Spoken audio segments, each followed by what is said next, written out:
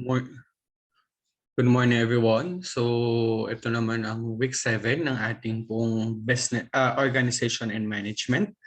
So let me share my screen.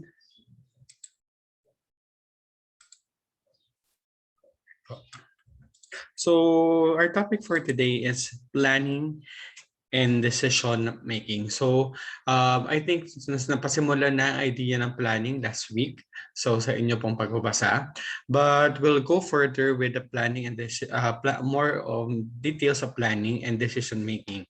Okay po. So planning is an important in business. Napaka-importante ng pagpaplano. Sabi nga natin, may mga tao nga naka-assign mismo sa pagpaplano, which is ang ating pong higher level ng managers. So sila yung talagang in terms of sa ating pong vision and mission. So kasama na po yun sa ating planning. Through planning, one can determine what to do step by achieving success. Okay po? And through careful planning, one can be assured on what to do and find out necessary action and solution when problems arises. So ibig sabihin, kasama sa hindi lang ang pagpaplano kung saan papunta at anong gagawin. Pero kasama na rin dito ang paghahanda ng mga posibleng maging problema along the way at ano yung mga solusyon na agad nating maibibigay sa nakikita nating problema. There are different planning techniques na pwede na kasama sa pwede natin gamitin sa ating pong business. Ito yung forecasting, contingency planning, scenario planning, benchmarking, and participatory planning. So isa-isahin natin na na i-discuss anong pinagkakaiba-iba ng ditong limang different planning techniques sa isa't isa at para saan ang bawat isa. So let's start. Aside from planning, decision making is also rudimentary element in establishing business. So ibig sabihin, pag nagplano tayo, may mga bagay tayo na kailangan i-consider at kung may kino-consider tayo, may mga paraan tayong dapat gawin at yun ang pagdedesisyon na natin kung ano yung mga steps na dapat natin gawin in order to follow our plan.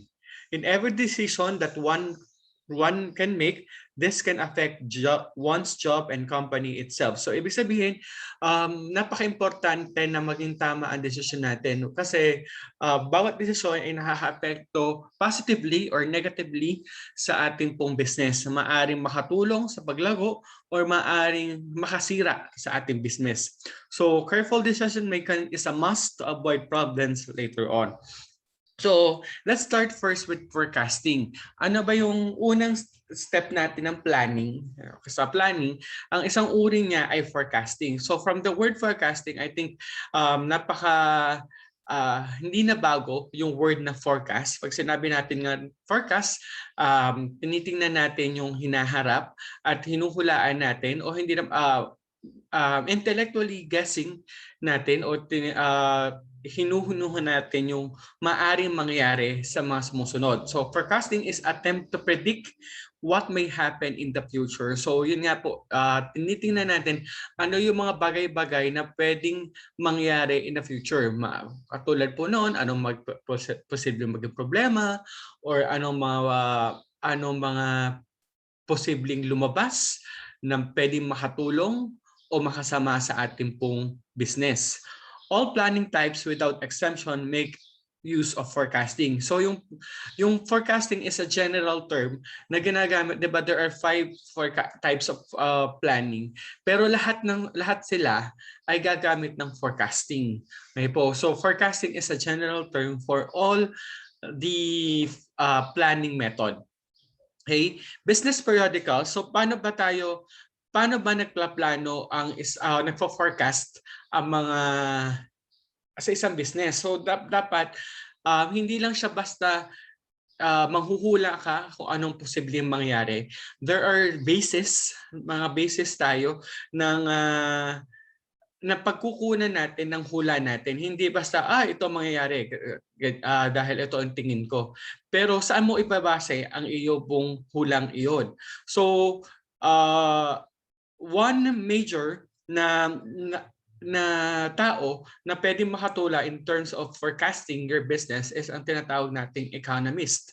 Kasi sila yung nakakita ng galaw ng ekonomiya ng bansa in terms of money. Sabi nga natin, mathematical calculation and statistical analysis on survey research are used for quantitative. So nakikita nila in terms of an unemployment rate, employment rate, increase and decrease in rate, kailan magkakaroon ng magandang flow ng raw materials, kailan magkakaroon ng kakulangan sa materials, kailan magkakaroon ng maraming pera ang tao na pambili ng ating pong products, kailan naman magmamahal ang products. So sila po ang nakakaalam o nakakita ng mga future na pwedeng mangyari using their calculation at pinag-aralan po nila ito ng ayos. Kaya hindi kung gagawa ang isang business ng isang forecast, dapat doon tayo sa nakakaalam talaga ng takbo ng ekonomiya.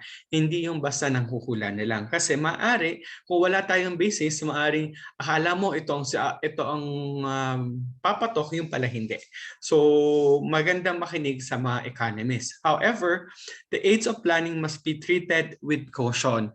Kasi yun nga, sabi natin, pag nag-forecast ka ng mali, maaaring maging malaking problema yon sa iyo pong business. Okay? Another type of planning is what we call contingency plans. From the word contingency, ito yung mga bagay na maaring gawin natin kung lumabas ang isang scenario na hindi inaasahan. Ibig sabihin, ito yung mga plan B natin. If plan A didn't work out good. So contingency factors may affect the alternative course of action when the unexpected happen always go wrong. So ito yung mga plan B natin na kunyari may problemang nag-arise along the way. So ito yung sagot natin o mabilisang solusyon natin sa mga bagay-bagay. Contingency plans must be prepared by managers, ready for implementation when things do not turn as it should be.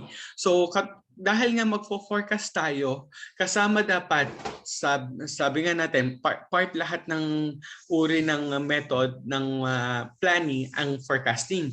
So ibig sabihin, kasama sa pino-forecast natin ang posibleng maging problema.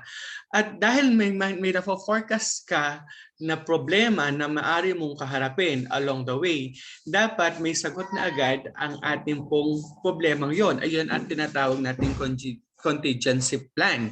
At paano natin malalaman na kailangan na nating gamitin yung contingency plan natin? There are, kung ikaw talaga economista, makikita mo yung tinatawag nating trigger points. Yung trigger points ay yung punto na nakikita na niya, mali na yung sitwasyong to. Ito, nakikita niya na pag ikaw economist, ikaw ay may alam talaga sa business, alam nila kung kailan na kaya pang ayusin in a normal way yung ating pong problema. Pero pag dumating tayo doon sa trigger point, ibig sabihin ito na yung maximum level ng problema. Ibig sabihin ito na yung time na ilalagay mo na or implement mo na yung contingency plan or plan B natin, tinatawag. Okay? So ano naman yung tinatawag nating scenario planning? So after ito naman yung scenario planning, the difference, ang pagkakaiba niya sa contingency plan, ang scenario planning ay tinitingnan mo yung lahat as ano ang mababago after something happen. Okay, after magkaroon ng problema, anong mga senaryo ang problemang mag-arise at plano ano ang gagawin ng buong kumpanya o ng buong team in order to adopt in that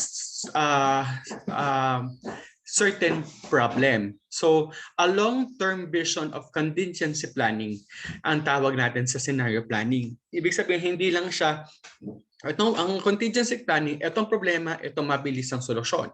Pero kapag scenario planning, more on hindi lang yung solusyon yung tinitingnan niya, kundi ang tinitingnan niya rin ay yung epekto ng problemang yon sa lahat at paano natin solusyonan ang epekto epekto ng problemang yon sa lahat ng parte ng ating organization. Planning for future states of affairs. So ibig sabihin, dahil nakikita natin yung states of affairs, yung status. Pag nangyari ito, ano bang status ng kumpanya natin at ano ba ang dapat natin gawin? Several future states of affairs must be identified and alternative plans must be prepared in order to be able to meet the changes or challenges that may occur in the future scenarios.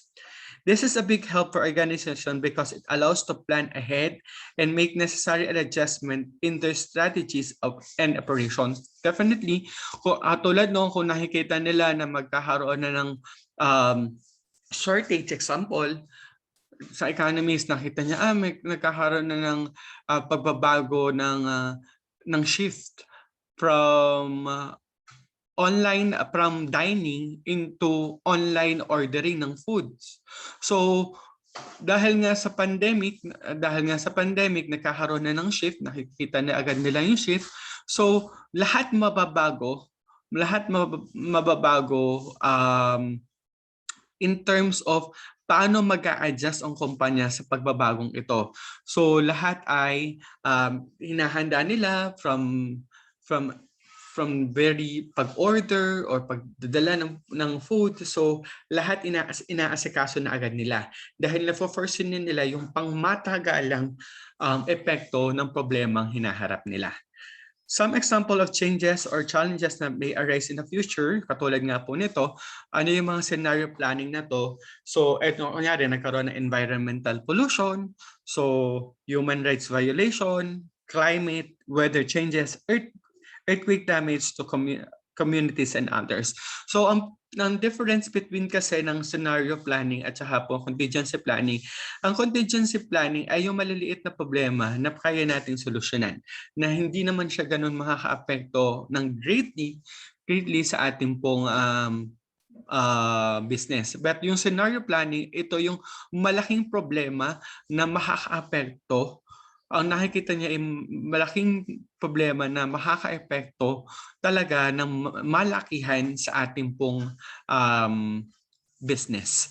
At yun ang ginagawan agad ng solusyon ng scenario planning. Next planning naman ang tinatawag natin is benchmarking. When we talk about benchmarking, hindi po siya nagsusulat tayo sa bench, kundi ito yung kinokompara natin yung ginagawa natin sa ginagawa ng iba. So kumukuha tayo ng techniques or ways na makaka-improve sa ating pong sistema na maaring makatulong sa pagpaganda ng pagtakbo ng ating business dahil nagawa na ng ibang kumpanya. Okay? So there can be, or ibang lugar. So there can be two kinds of benchmarking. It can be external benchmarking and internal benchmarking. Ano yung external? It is company to company. Okay po, so pumupunta sila doon, tinitingnan nila paano ba mas maganda ang pamamalakad nito, anong kaya yung mga points na pwede nilang tularin or kuhanin ng idea. Hindi po to pagka-copy paste. Kundi kumukuha sila ng idea, ito magandang paraan ng pag-handle ng tao. So kukuhanin nila at maaring i-apply din nila ito.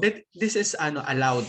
Allowed siya sa mga business na para magtulungan para pare-parehong umunlad at mapaganda ang business. Pag sinabi naman nating internal, ito naman ay department to department inside the company. Example, sa production at saka po sa head, production A to production B, bakit maayos ang tao sa production A kaysa production B?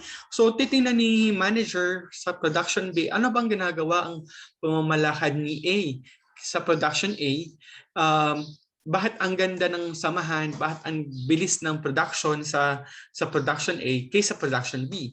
So pag nakita ni production manager B, ang ginagawa ni production manager A, at nakita niyang ay maganda nga yung way na yon, so maaari niyang i-apply sa kanyang production para maging kagaya o maging maganda rin ang production ng production B. So it's department to department in one company, while the external naman is a company to another company. So that is what we call benchmarking. Hey, ito yung sa mga kumpanya na punta kanyari school to school, anong magandang ginagawa ng school na to dito sa in terms of pagtuturo. Siguro meron silang may mga platform na ginagamit yung school na to. So, i-apply rin nila sa kanila para maging maganda rin yung pagpalahad sa school. So, yun po. So, that is what we call benchmarking. Next, participatory planning. Last na to, participatory planning. Ano yung participatory planning? When we talk about participatory planning process that includes people who will affect by the plans and those who will be asked to implement them in all planning system. So, ibig sabihin, example, may gusto kang mangyaring plano, pero yung plano yon hindi lang yung pinaka-main ang nag-uusap-usap. Okay? Hindi lang yung nasa top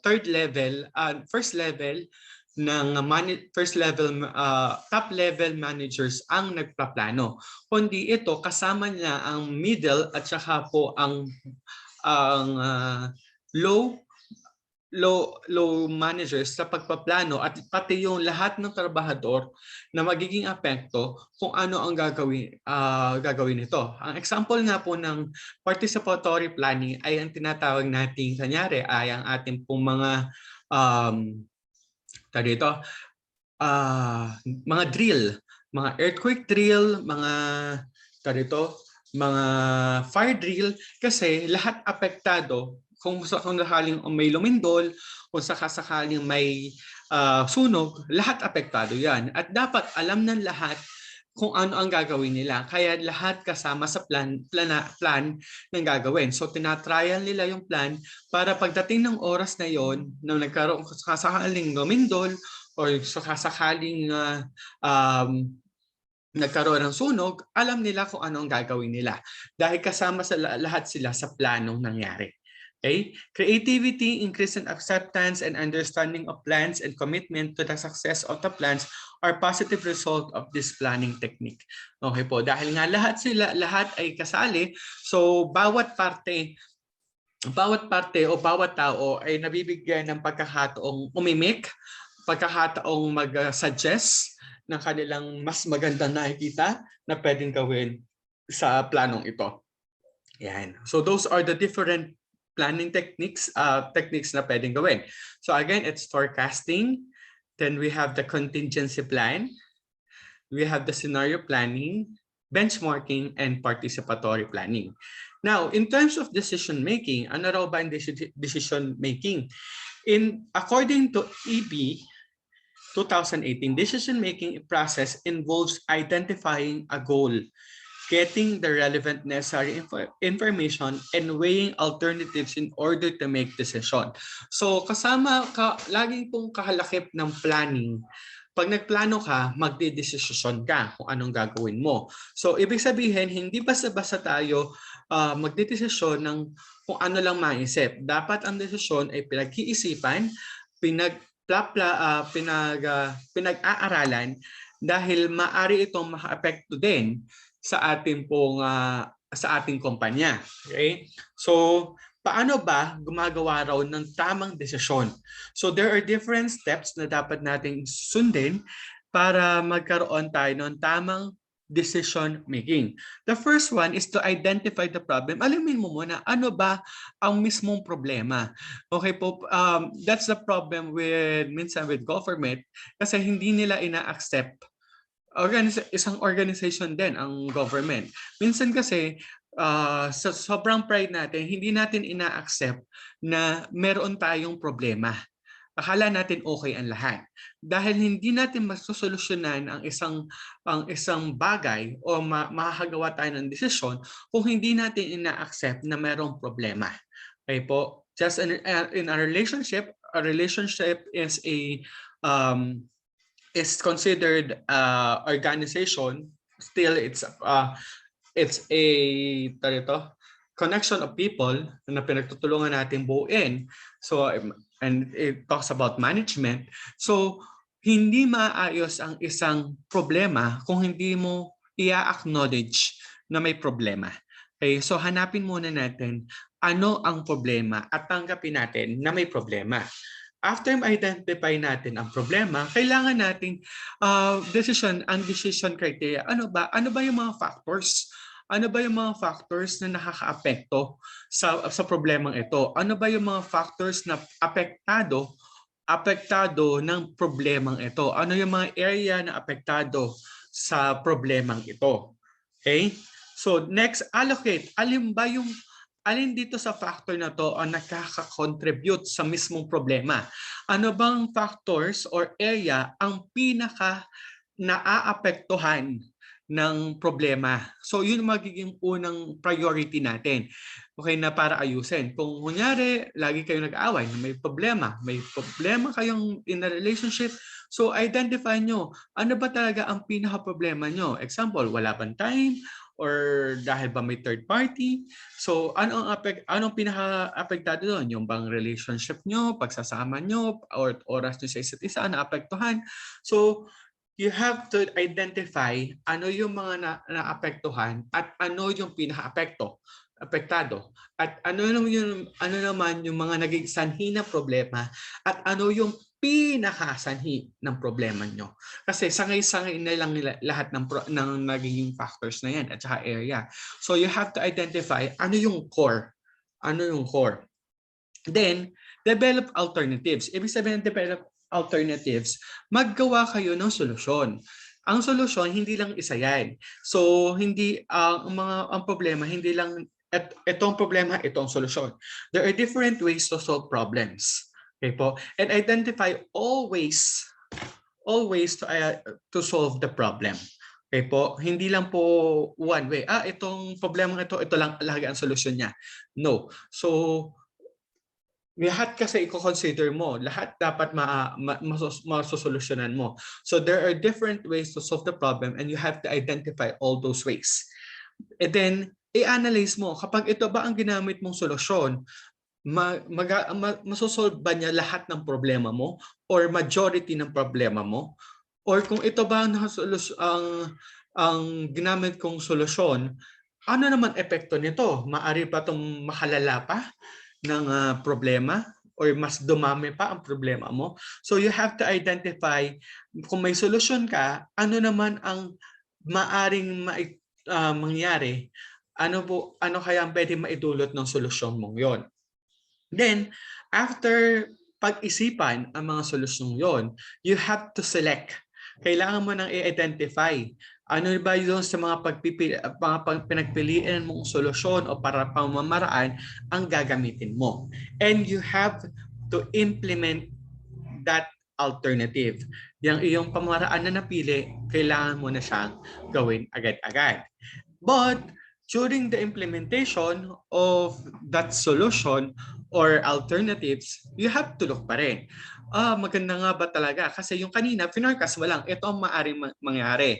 Pero during the course ng pag-a-apply mo nun, maaaring iba naman ang mangyari. So you have to evaluate. Maganda ba talaga ang nangyayari? Kasi kung hindi, babalik ka ulit sa step 1. Then, hahanapin mo ulit, pagdadaanan mo ulit, pili ka ulit ng alternatives, i-implement mo ulit, then itingnan mo ulit kung epektibo. Kung hindi, balik ulit sa number 1.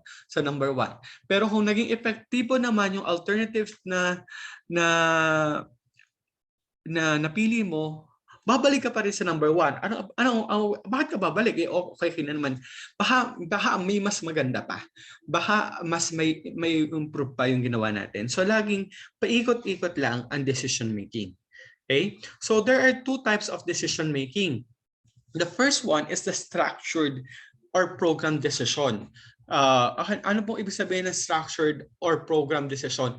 Ito yung decision or solusyon mo sa isang problema na nakita mo na agad. Okay? Alam mo na agad na maaring mangyari ito na agad ang contingency plan mo. Okay? A decision na maaring paulit-ulit na lumabas. Okay po. Ano example na? Sabi nga natin, structure or program decision.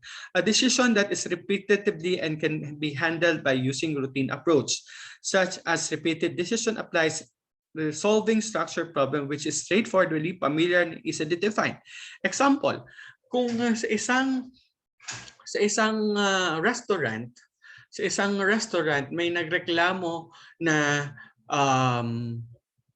may madumi ang kutsara, kasi sa restaurant maaaring mangyari yon na hindi natin may iwasan na may magreklamo na madumi ang kutsara. So, na-foresee mo na agad yon at alam mo na kung anong gagawin mo doon. Maaaring ang nakalagay nyo, may setup na agad ng gagawin. Mahihingi ka ng sorry, papalitan mo ang kutsara, maglalabas ka ng bago. So, those are structured. Alam mo na mangyayari. Example, kung may nagreklamo na kunyari kumakain ng steak, hindi niya gusto ang luto ng steak. So, kukuhanin mo yung steak, ibabalik mo sa ating pong kusina, paluluto na natin ng ayos, then ibabalik. So, yan yung mga nakikita mo na agad na problemang maaring makamit natin. Then, unstructured or non-program decision naman ay yung mga problema naman na hindi natin inaasahan dahil hindi siya normal na problema. So, ito naman yung mga problema na nag-a-arise na lang along the way at kailangan mo na mabilisan. Example, malaki na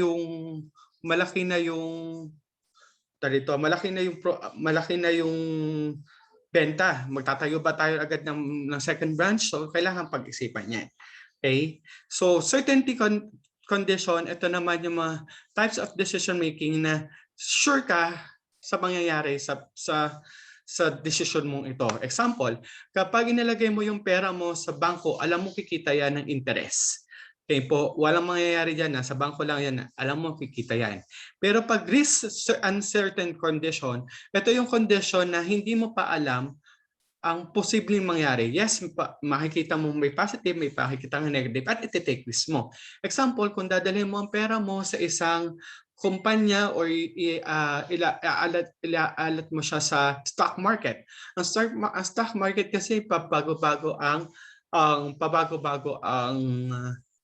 takbo ng stock market. So it's a risky decision. Maaring may magtagumpay, maaring maghindi. So palakasan siya ng loob. So those are the types of decision-making conditions. So for this one, after that, ang kailangan nyo lang pong gawin, i-answer yung enrichment activity number 3 at enrichment activity number 4. Clear po tayo? Yes po. Okay po. So those are the different topics regarding planning and decision making. I wish na malinaw po ang mga bagay-bagay. Question? Opo. Wala naman. If you have any question, just mag-chat lang po sa group. Isa-send ko na po ang copy po ng ating pong magsasend din po ako ng copy ng ating pong presentation sa group natin and also yung ating pong sasagutan. So thank you very much for attending, everyone. Bye-bye. Bye po.